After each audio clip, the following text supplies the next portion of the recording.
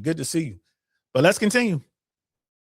And right now, the FDIC, they're working overtime to make sure that the story doesn't get any traction, that they're calling it a bank wind down, business as usual, and that, of course, all the depositors will be made whole. This time. But next time, you might not be so lucky. The truth is that right now, the FDIC insurance fund, the total amount of funds they have available to cover insured depositors should bank failures happen, is less than 1.4% of all total insured deposits. I mean, imagine that, right? If for some reason there are widespread bank failures, how would you feel getting a 1 cent or 1.4 cents back on every single dollar that you had insured? Man, that's scarier than what I was thinking. I was thinking that, well, they're just going to take a haircut and then they'll, everyone at 250,000 and less will get their money. She's saying, nah, they don't have that. Everyone's going to get a couple pennies on the dollar for whatever they got in the bank. Oh, my goodness. Oh, my goodness. Houston, we have a problem. Oh, my goodness. Well, that's great. That's just fucking great, man. Now what the fuck are we supposed to do? We're some real pretty shit now, man. You finished? That's it, man. Game over, man. It's game over. Listen to what she said, bro.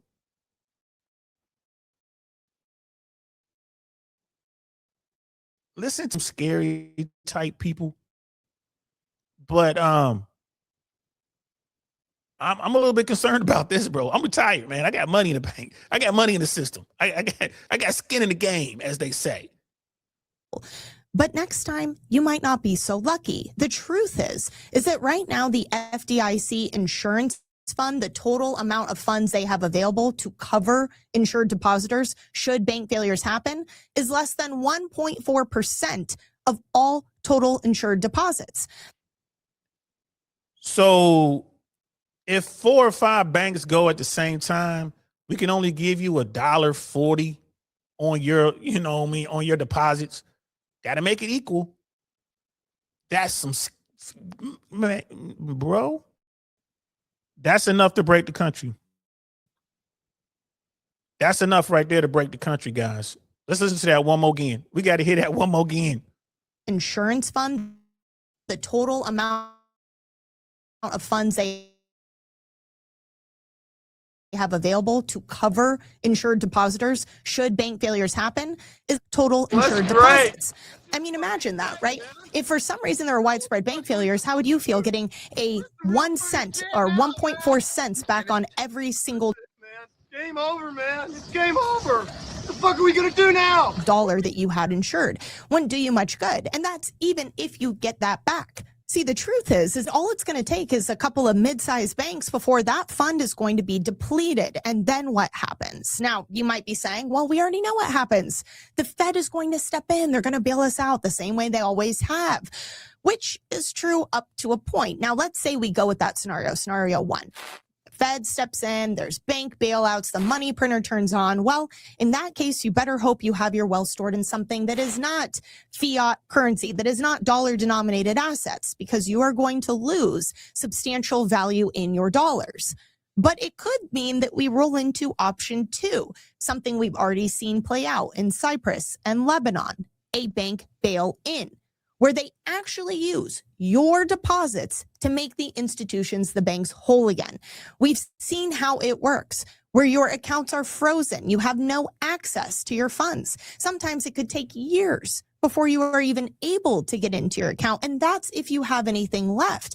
They might take everything you have. And during this entire time period, while this is happening, the currency is being devalued all the while, meaning you have less and less purchasing power, watching it dwindle away in live time. And if you think that this can't happen in the United States, it absolutely can. In fact, it is 100% legal right now. It is a playbook written into law in 2010, following the great financial crisis of 2008. George Gammon was talking about bail-ins 4 years ago, 3-4 years ago. And there were some other people talking about bail-ins. I even did a show about it because I had never heard of it before. And now she's talking about it. I got to tell you, I'm a little more than concerned. But my thing is, I mean, I've been a knucklehead my whole life, man. My thing is like, well, hell, if it happens, it happens. Like if it happens in America, it's gonna get ugly. Ugly. And it, people keep saying, well, that's gonna be it right there, bro. Right there, brother, it's gonna be the Civil War. Like, no, it's not gonna be a civil war. It's gonna be one hell of an uprising, though. And if I were a 1%er, I'll be getting the hell out of Dodge. Because it's not going to be pitchforks and torches, man. It's going to be AKs and 50 cals. I would be getting up out of Dodge if I had stuff. Or I would be entrenched with the people, trying to help the people out.